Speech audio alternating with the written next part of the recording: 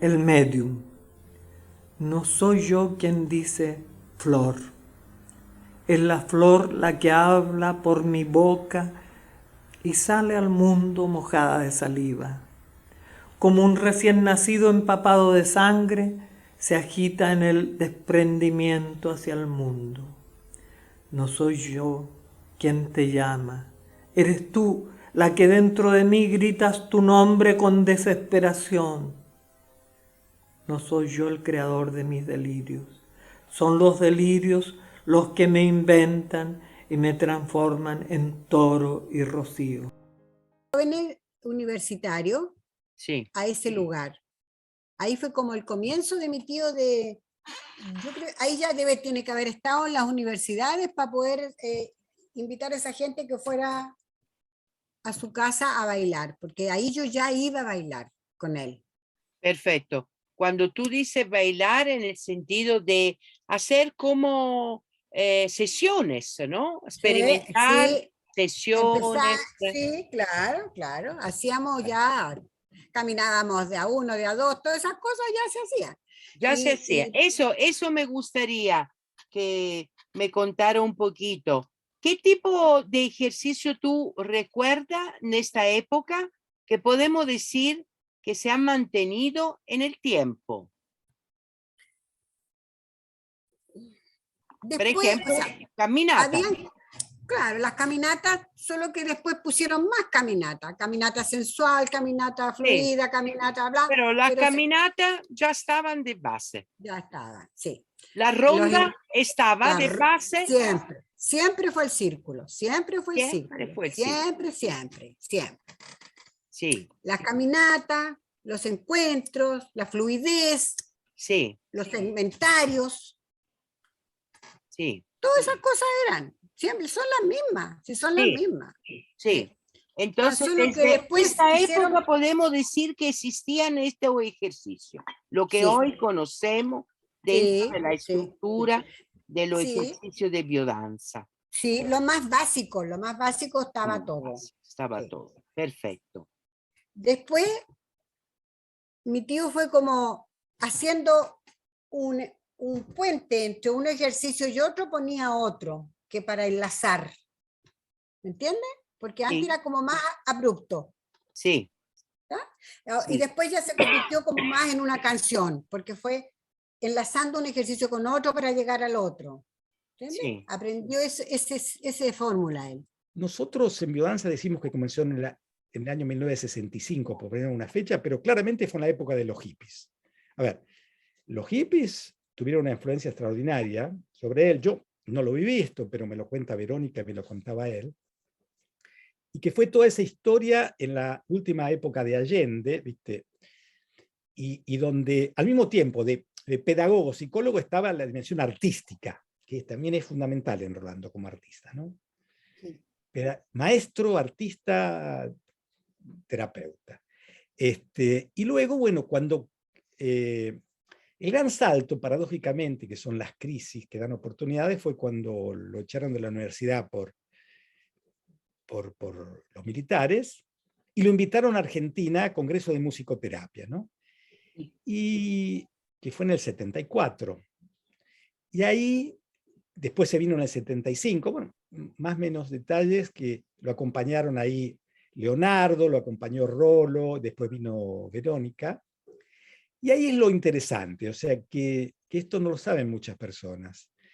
Ahí él tuvo mucho éxito y empezó a crear clases y grupos, y ahí fue que empezó a escribir para biodanza. Este es un detalle muy interesante. Es decir, Rolando, todo lo que ha escrito sobre biodanza, no sobre educación, en fin, antes tuvo un trabajo en la universidad, obviamente escribía ensayos, pero la organización de textos para biodanza tienen que ver con esos primeros años en Argentina, que fueron después los que recopiló Marcelo Moore, que Marcelo Moore hizo un trabajo maravilloso, y lamentablemente yo perdí eso de la Asociación Argentina de Biodanza, que eran todos sus primeros cursos en los años de la década del 70, del 75, diría yo, hasta el 78, después fue a Brasil, ¿no? Bueno. Hay gente que los tiene esos textos, te cuento, porque yo estoy hablando con las personas y me van diciendo, este tomo, eso lo tengo de aquella época. Yo no. Marcelo me lo mostró él en pantalla también, esos textos, que fueron organizando los primeros apuntes, porque cuando nosotros empezamos no teníamos apuntes. Sí teníamos una serie que me contó Nélida, de que yo los vi, y los tengo por Amalia también, una serie de cuestionarios, de preguntas que nos hacían durante la formación, pero no teníamos textos de lectura como hay ahora. Se fue armando, el movimiento biodanza se fue armando en las necesidades, en lo que fue haciendo falta para gestar. Rolando, como vos decís, era empírico, era en la vivencia, y según las necesidades. Tampoco le interesaba mucho escribir. Le andaban atrás escribiendo los textos. Sus mujeres guardaban bajo de las camas textos de él que él quería tirar. Entonces, sí. Y Rolando, por ejemplo, siempre hablaba con las personas sobre lo que le interesaba al otro. Exacto. Los diálogos eran interesantes porque él no te hacía preguntas a vos, sino que hablaba de que, por ejemplo, conmigo hablaba de arte.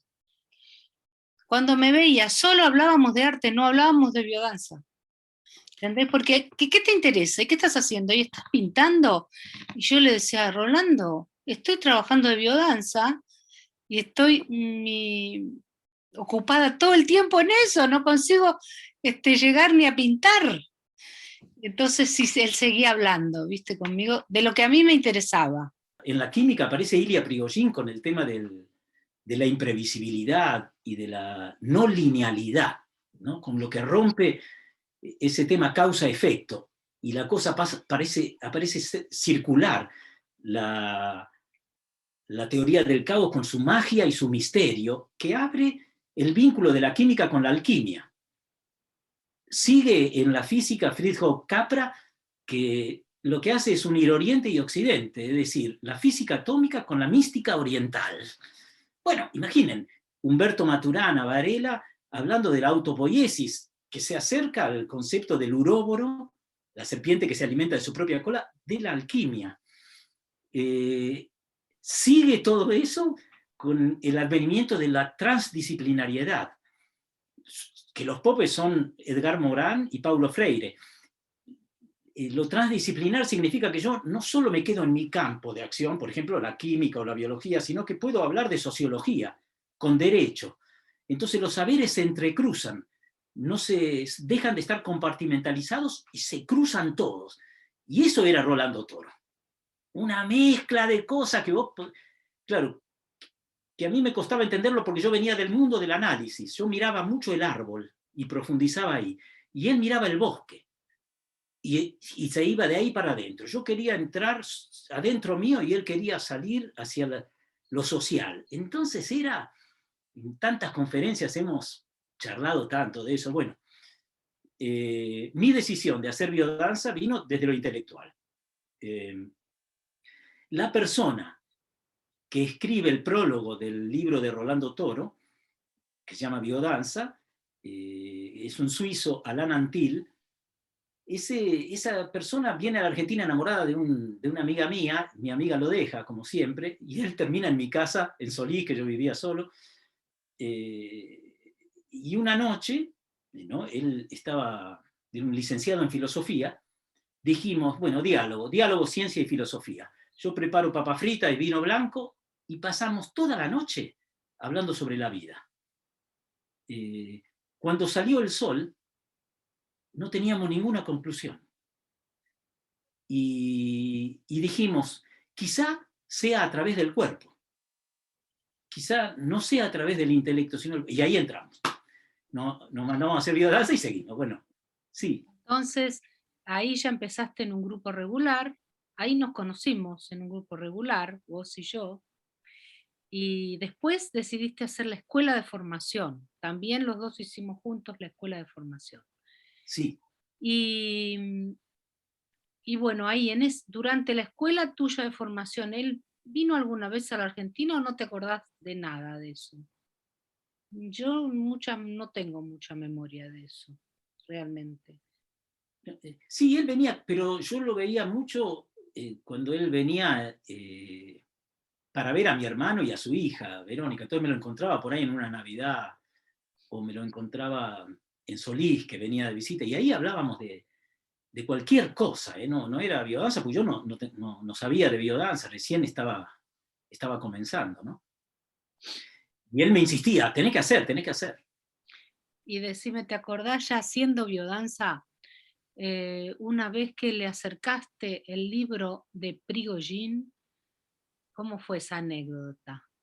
Ah, bueno, eso fue muy interesante, porque a mí no me fue fácil la escuela que yo hice de biodanza. Estaba directora Mirta Ginini, y los colaboradores eran Marcelo Moore y Luisa Zubiarrain. Y claro, y aparecí yo con el concepto del azar, casi me echan. Porque yo venía así muy metido con estos nuevos paradigmas y no entraban. En ese momento Rolando era bastante determinista, ¿no?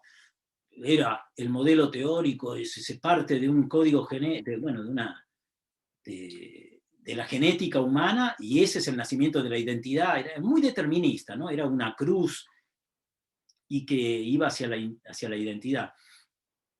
Entonces,